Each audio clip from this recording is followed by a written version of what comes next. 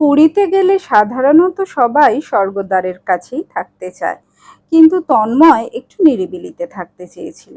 তাই আমরা অনেকটাই দূরে এয়ারবিএনবি থেকে বেছে নিয়েছিলাম কৃষ্ণা সি সাইটের রেন্টেড অ্যাপার্টমেন্ট। এয়ারবিএনবির এই প্রপার্টিটা বেছে নেওয়ার আরেকটা কারণ এই নীল জলের সমাহার, মানে সুইমিং পুল, যা পালকের অত্যন্ত প্রিয়।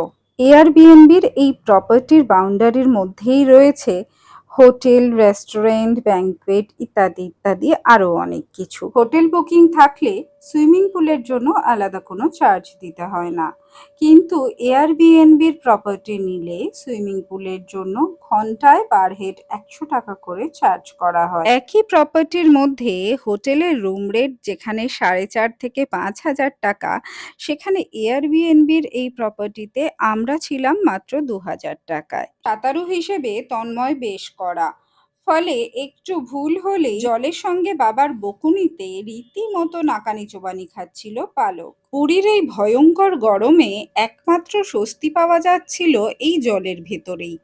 তবে পুকুরে সাঁতার কেটে অভ্যস্ত পালকের একটু কষ্ট হচ্ছিল ক্লোরিন জলের সঙ্গে মানিয়ে নিতে, চোখ জ্বালা করছিল। তার জন্য পালক মাঝে মধ্যেই এসে আমার কোলে বা ঘাড়ে উঠে পড়ছিল, আর আমি বারবার জিজ্ঞেস করছিলাম যে সাঁতার জানে সে কেন বারবার যে সাঁতার জানে না তার ঘাড়ে ধরে ঝুলে পড়বে।